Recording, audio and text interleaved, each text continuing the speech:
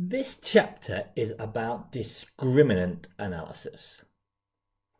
So the situation we imagine is that we've got data that consists of subjects or cases that come from a number of different populations. So we're going to always let them be G populations, and I'm going to denote them as pi 1 up to pi G. Okay? And each subject belongs precisely to one population. So for examples, if we have the iris data set we've seen before, we have each flower is either setosa, virginica, or versicolor. Okay. So there are three populations: setosa, virginica, versicolor, and each flower is precisely one species. It has one species label. With the MNIST data, the populations are the digits 0, 1, up to 9. Yeah, so there's all these different hand-drawn digits, and they're either zeros, they're ones, or so on. Okay. We imagine then that for each case we're given X, an observation X, which is an RP. Our aim is to predict which class, which population X is from. So with the images, we've got to say whether it's a 1, a 7, a 3. Okay. With the flowers, the iris data set, we want to say what species of iris it is. So we're going to try and find discriminant rules. And discriminant rules are partitions of the input space of RP. Okay. So i.e. we split RP into disjoint regions R1 up to RG. Okay. So there's a partition, so the union of these R's is the entire space, and the intersection is empty. Okay, so they have no space in common. Yep, but they incorporate the whole space. And what we do, our discriminant rule is we classify observation X to population pi I if X is in region I. Okay, so it's a very simple kind of approach.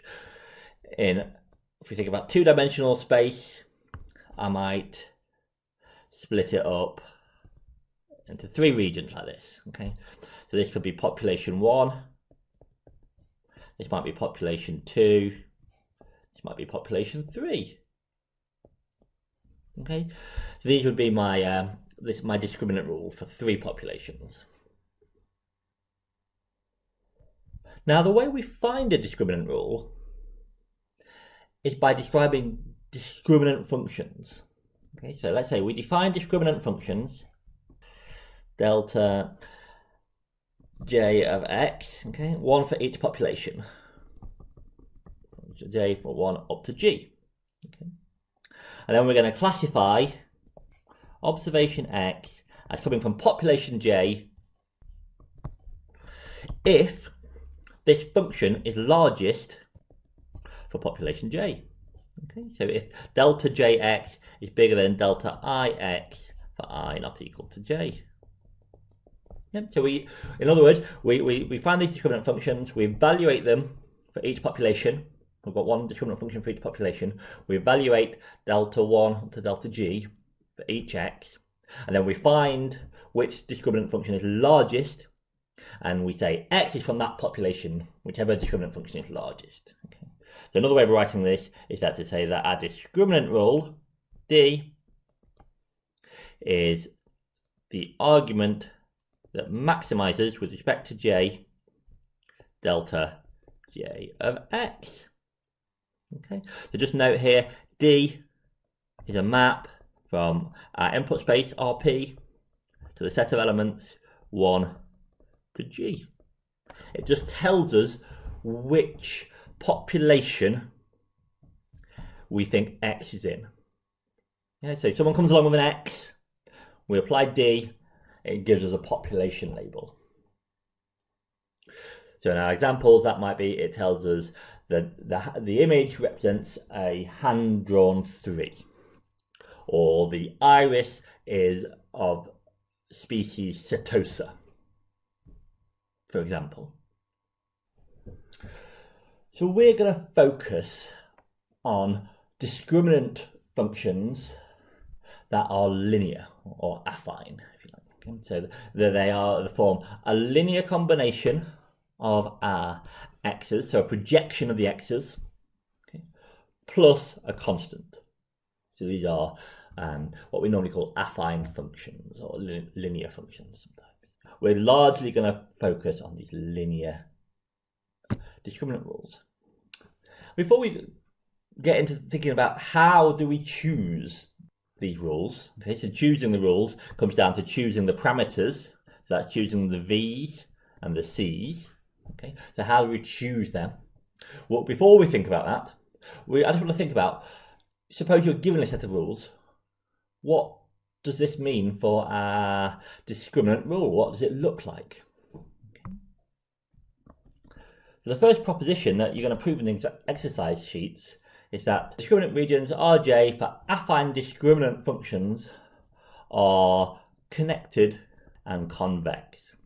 So in other words, when we draw in R2, if we draw these discriminant functions, you can't have a region that looks like this. Okay, that's not convex, so that wouldn't be allowed.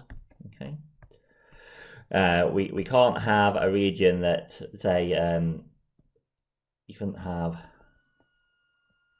So they're all convex, but you couldn't have this being population 1 and this being population 1 because they're not connected. Okay, so that wouldn't be allowed. So we only get discriminant regions that are convex and connected. So we're typically going to get things that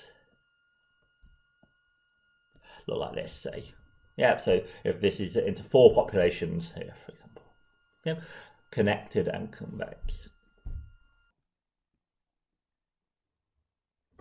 So in order to think about the shape of the decision regions, we're going to need to just recall what a hyperplane looks like, what the equation of a hyperplane looks like. So let's think about R2, and let's imagine we've got a line like this. Well, in higher dimensions, this would be a plane.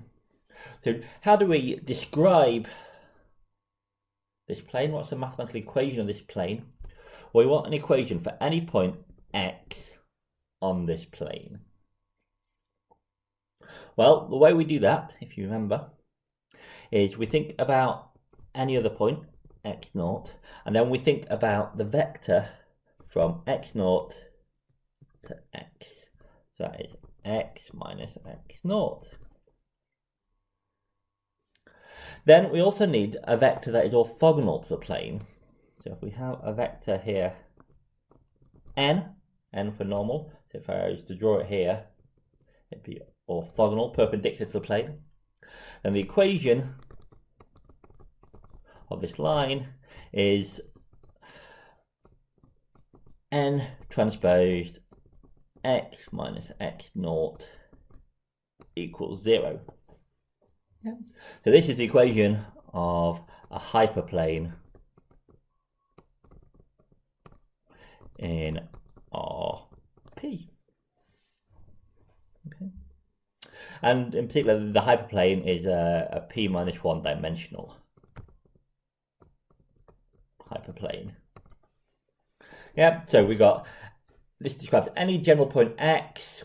The way we describe the equation of the hyperplane is x minus x0, which is a point on the line, or point on the plane, sorry.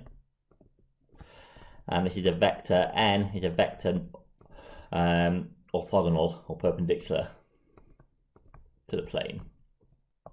Okay, so let's think about decision rules. So let's, first of all, let's just imagine we've got 2 groups. So let's suppose we've got two populations. So our decision rule was we classify point X to population 1 if delta 1 of X is bigger than delta 2 of X. Well, if we write in the affine discriminant functions, we had that this was V1 transposed X plus C1 must be bigger than V2 transposed X plus C2. So the boundary, let's call it a decision boundary, is at delta 1x equal to delta 2x. So in other words, it is at V1 minus V2 transposed x plus C1 minus C2 equals 0. So this, what is this? Well, this is the equation of a hyperplane orthogonal to V1 minus V2. So our decision plane is a plane orthogonal to V1 minus V2. Okay, so let's have an example. Let's suppose we've got three discriminant rules. Okay, so each discriminant rule, remember, is of the form Vi transposed x plus Ci. Okay, where we've got these different choices for the vectors V and the constant C1 to C3. So let's see if we can plot these different discriminant rules. So let's think about the boundaries.